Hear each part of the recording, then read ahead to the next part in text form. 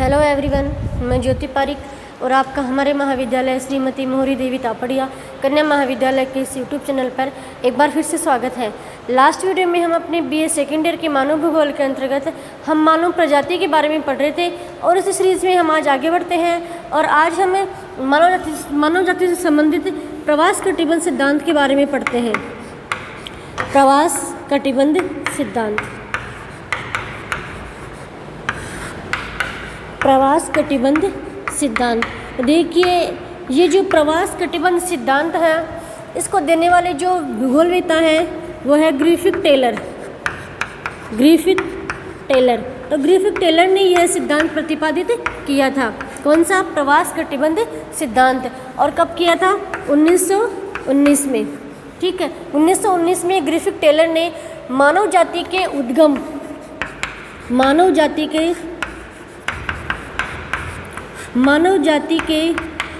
उद्गम और उद्गम व विकास के संबंध में ग्रिफिथ टेलर ने 1919 में एक सिद्धांत प्रतिपादित किया था जिसका नाम है प्रवास कटिबंध सिद्धांत। इस कटिबंध को एक अन्य नाम से हम पुकारते हैं जिसका नाम है कटिबंध एवं स्तर सिद्धांत। इस सिद्धांत को हम कटिबंध व स्तर सिद्धांत भी कहते हैं। कटिबंध व स्तर सिद्धांत। ठीक है, तो मानव जाति के विकास और मानव जाति के उद्गम और विकास के संबंध में एक सिद्धांत का प्रतिपादन हुआ जिसका नाम था प्रवास कटिबंध सिद्धांत और जिसे कटिबंध व स्तर सिद्धांत भी कहते हैं। इस सिद्धांत का प्रतिपादन ग्रिफिथ टेलर ने 1919 में किया था और ग्रिफिथ टेलर के ऊपर इस सिद्धांत में के संबंध में जो प्रभाव पड़ा वो था डार्विन के विकासवादी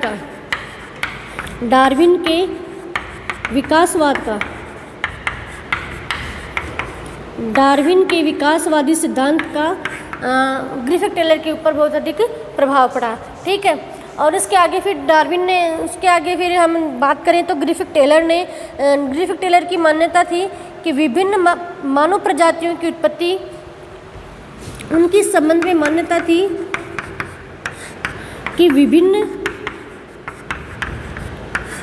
प्रजातियों की उत्पत्ति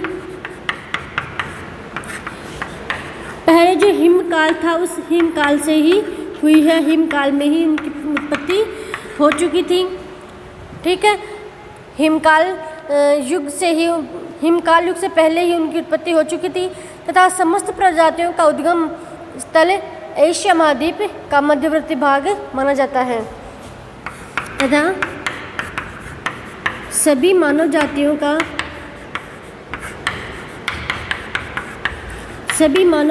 का उद्गम स्थल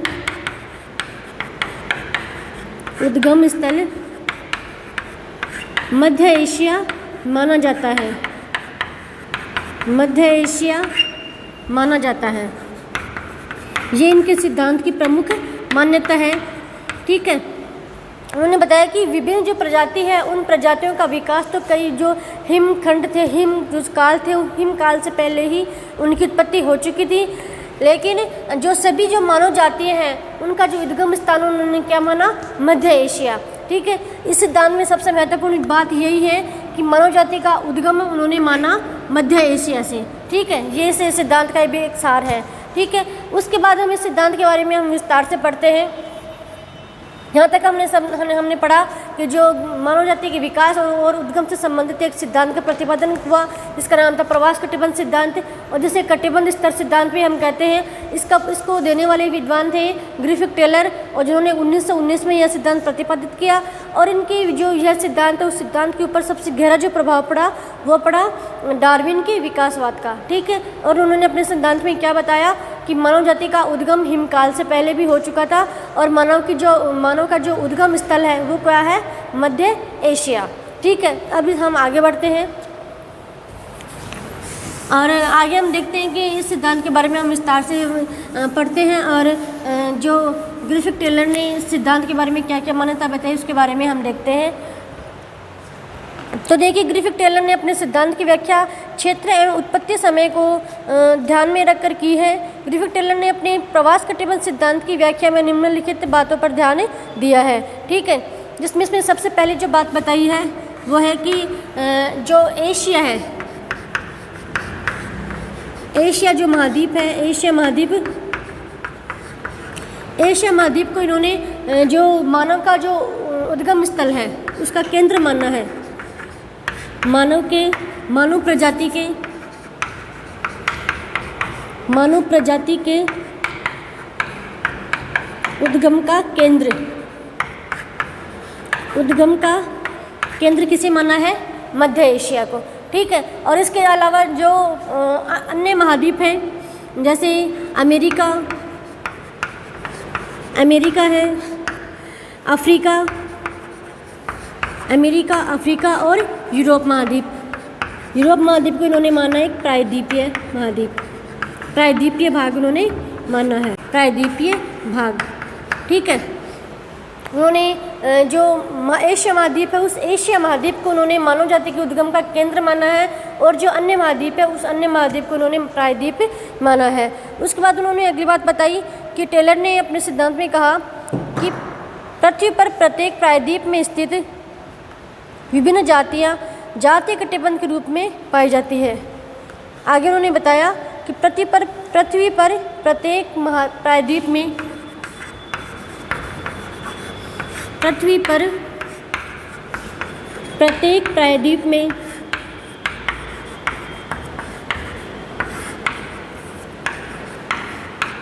पृथ्वी के ऊपर प्रत्येक प्रायद्वीप में स्थित विभिन्न जातियाँ जातीय कटिबंधों के रूप में पाई जाती हैं।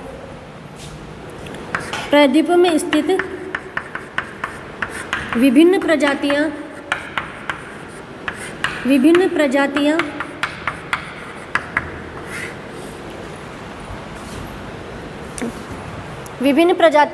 जातीय कटिबंध के रूप में पाई जाती हैं। जातीय कटिबंध के रूप में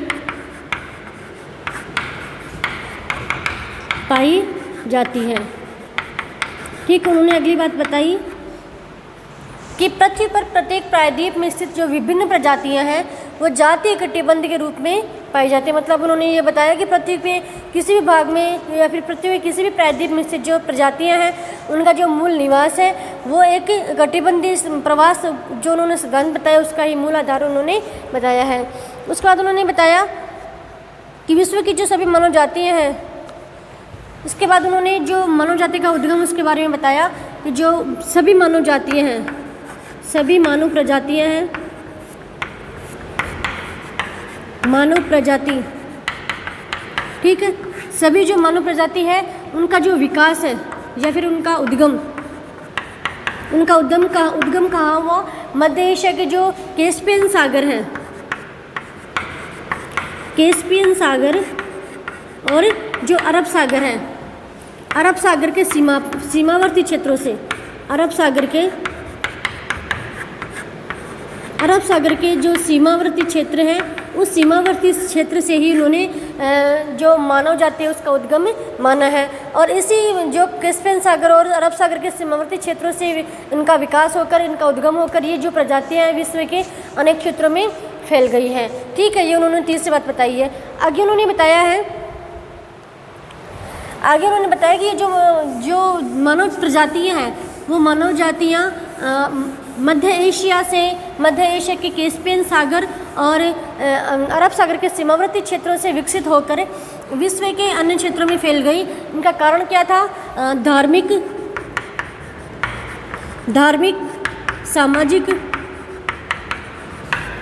सामाजिक भौगोलिक कारण।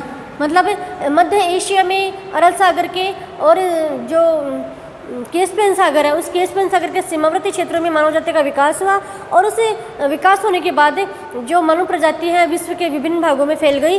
और जो सबसे पहले जिस जाति का विकास हुआ वो तो कौन थी? निग्रो जाति, निग्रो, ठीक है। सबसे पहले जिस मानव जाति का विकास हुआ था वो प्रजाति थी निग्रिटो, निग्रिटो प्रजाति थी जिसका सबसे पहले विकास हुआ। कहाँ पे? मध्य एशिया में। ठीक है।